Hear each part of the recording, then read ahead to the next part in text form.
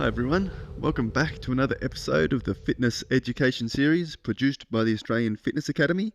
It's like progressive overload for your brain. I'm your host Tom Rock, and in today's episode I'm going to talk about training frequency and the effect of reducing your training frequency. And I'm going to discuss a study. I haven't sort of gone over some research in a little while, so I thought it's a good opportunity to do that. So I'm going to look at a study by Thomas Pampoulis and some others.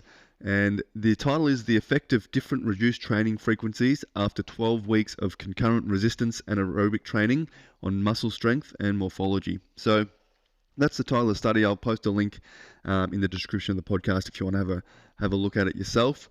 I think I'll start by just saying, if I was interested in working out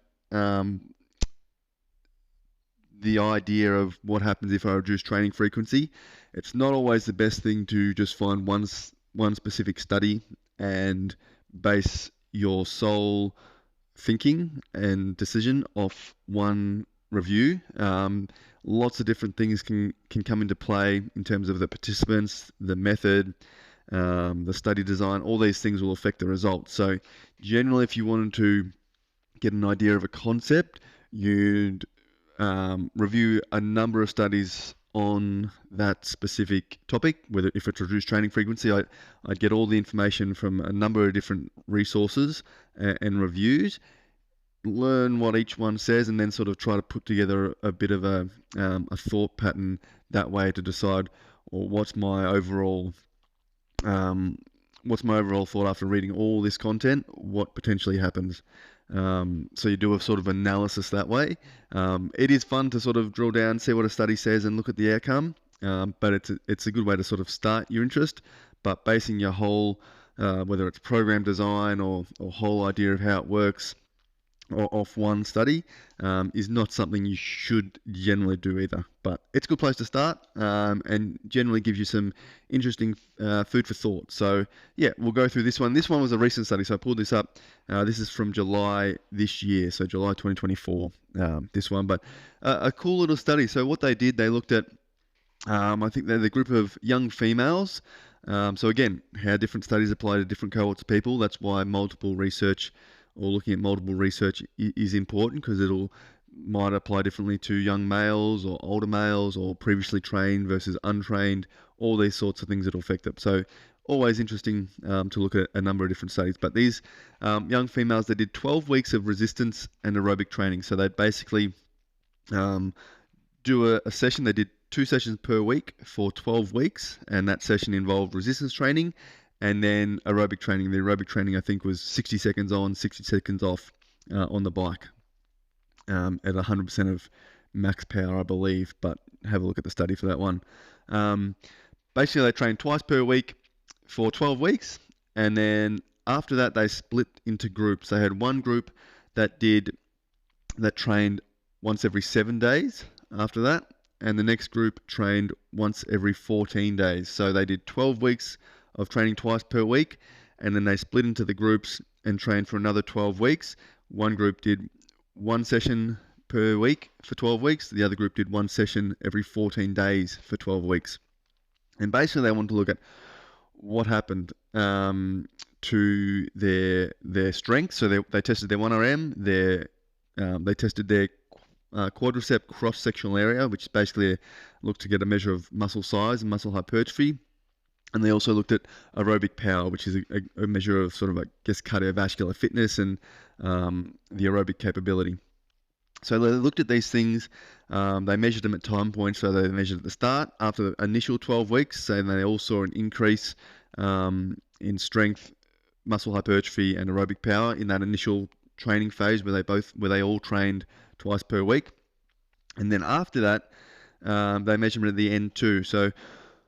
And what they sort of showed is, if you go back to training once per week, you basically can maintain all your adaptations for a 12-week period. So for 3 months after you finish training, if you just train once per week rather than twice, you'll still maintain all those improvements in your muscular system, strength system, and cardiovascular system that you got over those initial 12 weeks. slight drops, but nothing statistically significant. So basically, they conclude that as long as you train once per week after that 12 weeks for at least the next 3 months, you won't see any sort of decreases in your ability. And then if you only trained once every 2 weeks for that 3 months, they did show a reduction. So it was, they sort of lost 4% on their 1RM, 6% on their cross-sectional area of their quads, and they lost roughly 9% or around 9% of their performance on the aerobic power test, training once every 14 days. So they did see a reduction in their, I guess, their fitness outcomes that they did build up over that initial 12 weeks where they trained twice every 12 weeks. But they all, I guess, on the flip side, it also shows that if you do a 3-month training block, and again, it depends on a lot of things. It might depend how much improvements you made. So if they train 3 times a week and saw more improvement potentially in that first 12 weeks, maybe they would have lost more.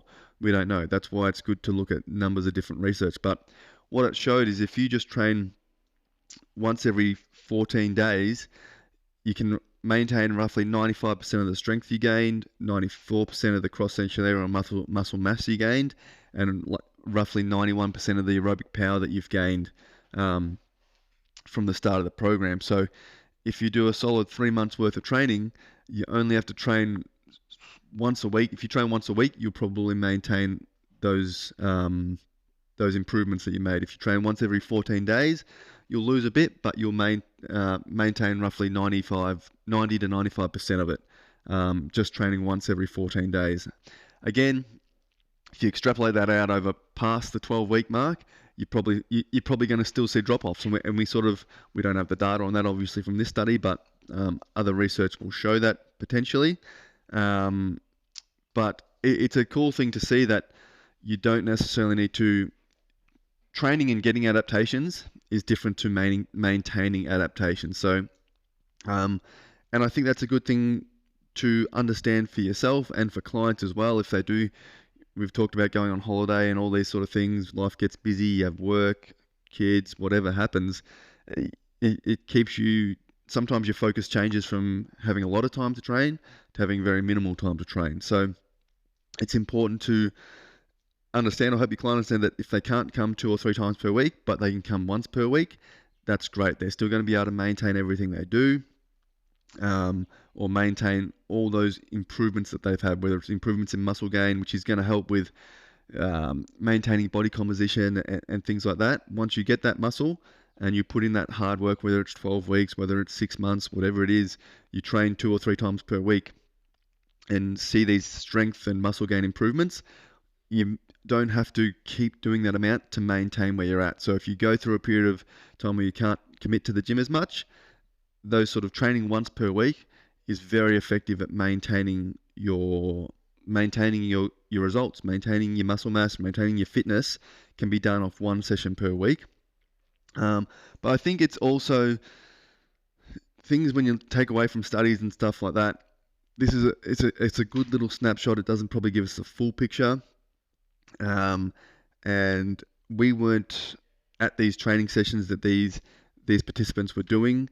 So potentially, if these participants, obviously they're probably supervised sessions, and potentially the intensity is quite good, so they're being monitored. It's basically like having a personal trainer there. Again, we don't know this, but if you train once per week and you're not working hard in that session, that's when you'll probably see reductions in your improvement. So if you work really hard for 12 weeks and go, I just need to train once per week now to maintain this, if that once per week session is not, if you're not working at a high enough intensity, you're not going to stimulate that muscle growth to actually maintain the fitness levels you've got. So lots of things still go into whether training once per week will be enough to maintain it. Again, in this study, they showed that with these participants and with the sessions they were doing, they were able to maintain it by doing once per week. But we don't know how that extends to maybe athletes who are at a higher trained or more advanced participants who have got to a higher level of strength or aerobic fitness. potentially they may need more than once per week to maintain their levels because their fitness levels are so much higher. Again, we can just sort of hypothesize these things. We don't know for sure. That's why looking at ranges of studies are really good. But this is a good one to sort of, I think, sink your teeth into a little bit, see what you think. But it does show, yeah, depending on your training status and how trained you are, if you do make some improvements to your strength or muscle mass or cardiovascular fitness, having one good session a week is really going to help you maintain that. So if you do have to take a step back from getting to the gym or training, getting in or getting out for a run, or doing a training session where it's resistance and cardiovascular focused, once per week can help you maintain. And I think the sessions in here, they said roughly lasted 60 minutes. So it might be 60 minutes once a week and you work really hard for that 60 minutes. That's going to help you maintain all those gains that you've got in the previous 12 months where you did have the time to work really hard. So it's a good little incentive to think something is definitely better than nothing. So if you go, oh, well, I can't even go to the gym 2 or 3 times a week, what's the point? There's definitely a point if you can work hard for 1 hour a week. It's going to help you maintain. You'll probably need more than that, again, to initially increase your fitness and see improvements in your strength and muscle mass and aerobic power or aerobic fitness. So you probably won't see a lot of improvements training once per week unless you're a beginner or your client's a beginner.